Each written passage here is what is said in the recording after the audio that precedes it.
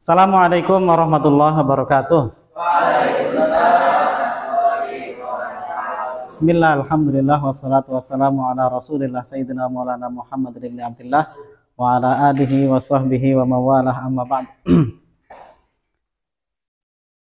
Insyaallah paling tidak setengah jam, maksimal 1 jam ke depan kita akan belajar ilmu mawaris atau disebut ilmu faraid, ilmu tentang pembagian harta pusaka, harta warisan.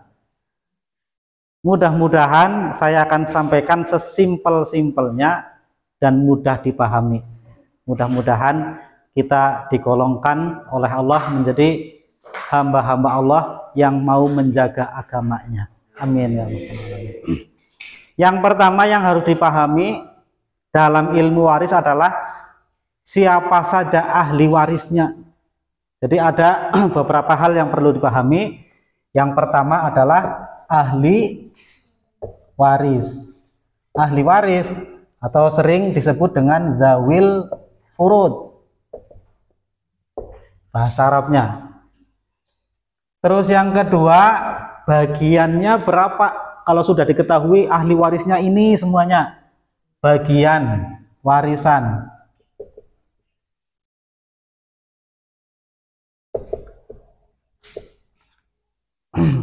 Atau siham.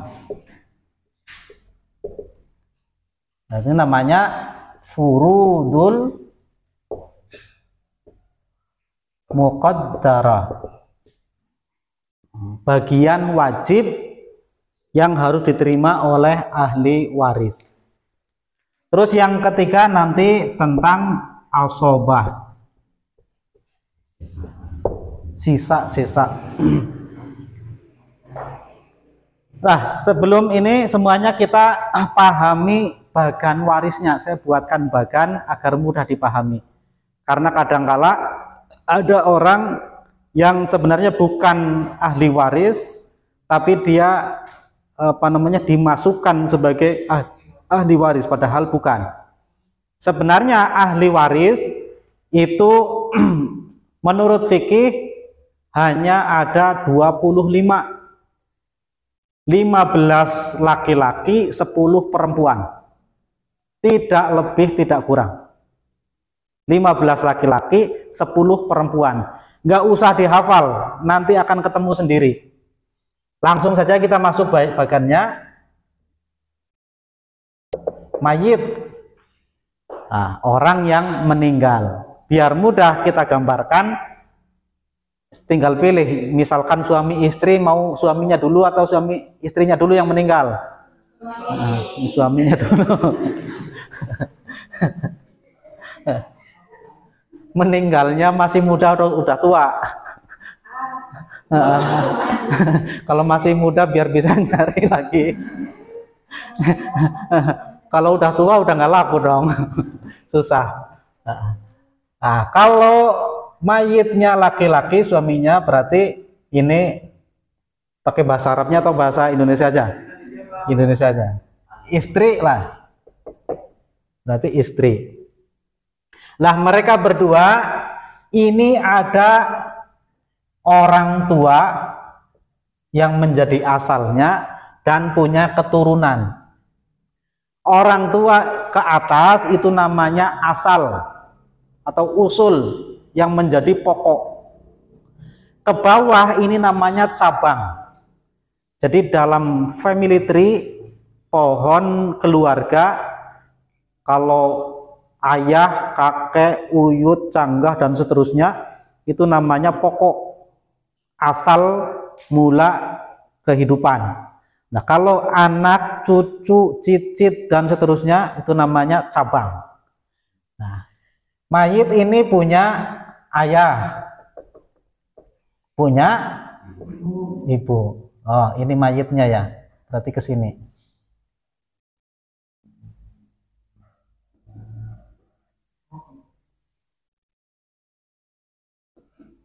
Punya ayah, punya ibu. Terus ayah ini punya ayah, punya ibu. Namanya kakeknya mayit, ya, kakek nenek. Ibu juga sama, kan punya kakek, punya nenek. Terus kakeknya juga punya ayah dan seterusnya, ya. Ini sampai tidak terhingga. Ya pasti namanya manusia itu punya bapak, punya ibu. Terus ke bawah ada anak. Mayit ini menikah dengan istrinya, punya anak. Anaknya bisa laki-laki, bisa perempuan. Anak laki-laki berarti AL. Anak perempuan AP. Anak perempuan. Anak laki-laki dan anak perempuan ini bisa punya anak lagi. Nah, kalau anak laki-laki bisa punya cucu laki-laki, cucu perempuan. Nah, dari perempuan, anaknya anak perempuan itu bukan termasuk ahli waris. Jadi cucunya mayit dari jalur perempuan bukan ahli waris. Ingat, ini hukum fikih. Nah, kenapa kok nggak adil kayaknya? Masa cucu perempuan itu bukan ahli waris, tapi cucu laki-laki ahli waris? Ya karena sudah ketentuannya seperti itu. Cucu perempuan termasuk ahli waris, tapi dari jalur laki-laki. Nah, ke bawah ini juga nggak ada, sudah. Kalau memang ini nggak ada, gantinya kan anaknya. Nah, kesininya ada. Ini cicit laki-laki, cicit perempuan. Kalau bawahnya cicit apa? Cecet. Paling ya silahkan nanti bahasanya menurut bahasa daerah masing-masing itu. Ada apa namanya uyut bukan, kalau cicit itu uyut, canggah, wareng, udeg-udeg siwur, gedebok bosok, itu kalau di Jawa itu kayak gitu. Ke bawah cuma. Nah, ini yang harus dipahami. Jadi ini bukan termasuk ahli waris. Terus ke samping mayit, misalkan saya yang meninggal, berarti saya punya saudara kandung, ada saudara seayah, ada saudara seibu. Ya, bisa jadi ini kemungkinan ya, kemungkinan kalau kebetulan ayahnya itu menikah dengan banyak perempuan gitu, punya banyak istri. Nanti ada saudara laki-laki, saudara kandung, saudara laki-laki kandung, ada saudara laki-laki kandung, berarti ayah dan ibunya sama, saudara laki-laki dari si mayit. Terus nanti ada saudara perempuan kandung, berarti ayah dan ibunya sama. Ada nanti saudara laki-laki satu ayah, seayah. Saudara laki-laki seayah, jadi ayahnya sama tapi ibunya beda dengan mayit. Ini ibunya itu Khadijah, kalau yang ini ibunya Fatimah misalkan, itu ya. Nah, ada saudara perempuan seayah. Terus ada lagi saudara laki-laki seibu. Jadi ayahnya sama dengan mayit tapi ibunya beda. Terus ada lagi saudara perempuan seibu. Nah, nanti saudara laki-laki kandung itu punya anak, namanya ponakannya mayit. Punya anak bisa anak laki-laki, jadi ponakan laki-laki, ponakan perempuan. Ponakan laki-laki itu menurut ahli jadi ahli waris, ponakan perempuan bukan ahli waris. Saudara perempuan kandung ke bawahnya tidak ada ahli waris. Saudara laki-laki seayah nanti ada saudara ponakan perempuan, ada ponakan laki-laki. Ponakan perempuannya bukan ahli waris. Ini tidak punya ahli waris. Saudara laki-laki bisa nanti ponakan laki-laki, ponakan perempuan coret. Ini tidak ada. Nah, ayahnya punya saudara, berarti pamannya mayit. Nanti paman ini bisa paman laki-laki, ada paman perempuan. Yang paman perempuan namanya apa? Bibi ya. Ya. Ada paman kandung. Paman kandung itu jadi antara ayahnya itu dengan paman itu satu ayah dan satu ibu, paman kandung. Ada paman seayah. Itu cukup sampai di situ. Nah, nanti anaknya juga berarti saudara sepupu ya. Saudara sepupu laki-laki, saudara perempuan nggak ada. Ini perempuan nggak ada. Terus saudaranya istri itu bukan ahli waris. Ya, saudaranya istri bukan ahli waris. Ipar mayit itu bukan ahli waris. Nah, paman atau bibi dari pihak ibu juga bukan termasuk ahli waris. Jadi sebenarnya gampang itu. Kan cuma segitu ahli warisnya itu. Nah, kemudian kalau ayah nggak ada, kakek yang mewakili. Ya, jadi sama seperti ke bawah. Kalau anak laki-laki nggak ada, yang dapat cucu laki-laki atau cucu perempuan. Kalau cucu laki-laki nggak ada, cicit laki-laki atau cicit perempuan. Sama. Kalau ayahnya nggak ada, yang dapat kakek atau nenek. Kakek nggak ada, uyut laki-laki dan uyut perempuan. Uyutnya lagi ke atasnya lagi. Nah, kalau itu nggak ada, jadi apa lagi? Nah, saudara laki-laki, saudara perempuan udah itu nanti.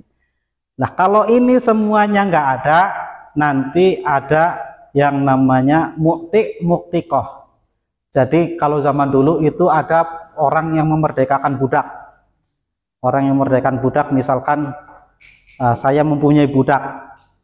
Budaknya saya merdekakan. Udah mulai hari ini kamu merdeka. Nah, nanti suatu saat dia sudah merdeka, kemudian kerja, punya uang banyak, tuannya meninggal. Dia meninggal, maka kalau dia nggak punya ahli waris, anaknya nggak ada, orang tuanya nggak ada, semuanya nggak ada, tapi orang-orang tahu kalau saya itu mantan tuannya, maka saya itu juga bisa dapat harta dari dia, jadi ahli waris. Namanya tuan atau puan ya. Tuan dan puan. Tuan dan puan itu bisa. Kalau ini juga nggak ada, nanti budak tuannya, mantan tuannya nggak ada, ini harta ke siapa? Ke Baitul Mal. Kalau zaman dulu ada Baitul Mal, jadi bendahara masyarakat yang mengelola perbendaharaan masyarakat. Kalau sekarang Menteri Keuangan. Kalau dulu di zaman Kanjeng Nabi ada Baitul Mal. Itu. Jadi kita lihat laki-lakinya siapa saja yang menjadi ahli waris. Dari atas 1, 2. Nah, kalau mayitnya perempuan berarti suami ya. 3 suami, terus anak laki 4, 5. Udah nggak ke sana, nggak banyak. Terus 6.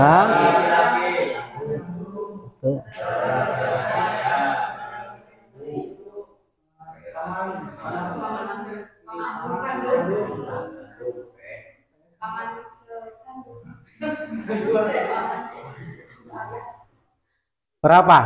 1, 2, 3, 4, 5, 6, 7, 8, 9, 10, 11. Oh ini 12, 13, 14, tambahnya Baitul Emas 15. Perempuannya 10. Nenek 1, 2, 3, 4, 7, 10. Itu aja. Jadi yang selain itu bukan ahli waris. Gampang ya. Gampang diingat. Besok saya tanyakan lagi, harus bisa maju.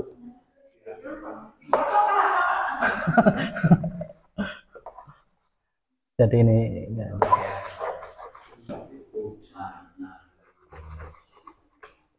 nah, cuman ini aja.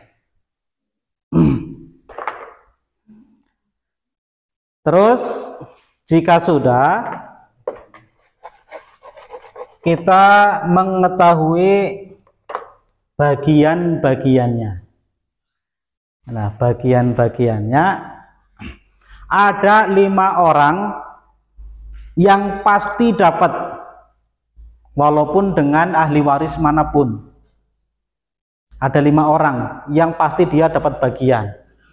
Yang pertama adalah istri atau suami